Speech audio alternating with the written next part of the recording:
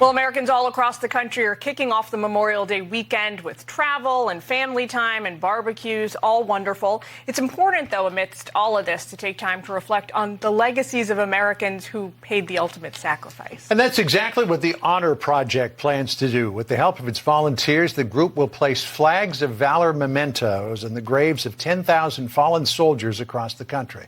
One of its co-founders, Ryan Manion, also leads the Travis Manion Foundation in honor of her brother who was killed in Iraq in 2007. He was the first lieutenant in the Marine Corps.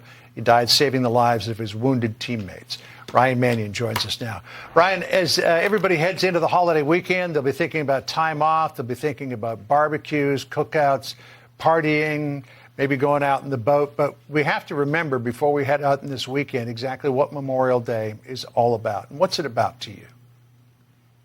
I mean, I think you said it right there. It's okay for it to be a weekend where you gather with friends and family and do things that the men and women who gave their lives in freedom in defense of our country love doing as well.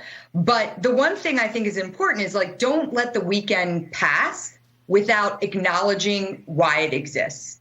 And it's very simple to take one moment out of your day and recognize the men and women who have sacrificed their lives for us.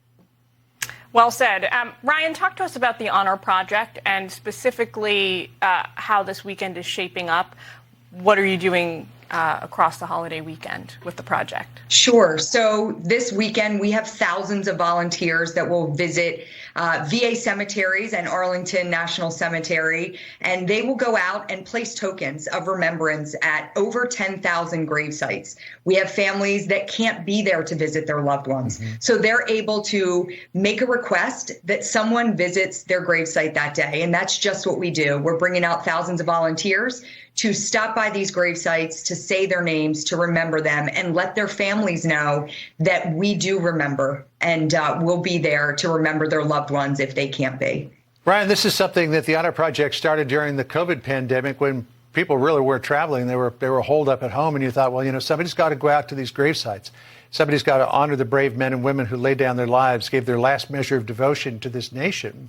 And now it's become a project where it's not just because people can't travel because of the COVID pandemic, but as you pointed out, a lot of people wouldn't be able to get to Arlington National Cemetery because people from far and wide across this country are buried there. What made you say, okay, COVID's over, but we got to keep this going? Well, I think it's two-part. Number one, I'm a Gold Star sister. My brother's buried at Arlington. Yep. So for me to know that someone is visiting his gravesite this weekend, someone's paying respect and honor to him, that's so important. But even more importantly, I'm a mother of 3 young children. And for me to know that I'm passing down to my kids the importance of what Memorial Day means, that's just as important. And so these thousands of volunteers, they bring their children out. I'm going to be at Arlington tomorrow with over 400 volunteers. And these volunteers are coming with their whole families. They're coming with their kids. And they're able to pass to their children this weekend what Memorial Day is all about. And that is so important for us to pass that message down to the next generation. Ryan, how can folks at home get involved if they want to be part of the project or part of the foundation? They can head right to travismanion.org. You'll see all the information about the Honor Project and the projects taking place across the country. And if you can't get out to one of our locations this year and participate in the Honor Project, I urge you to go online and Google fallen service members. And you can come up with names from World War I to our current day conflicts and learn a story.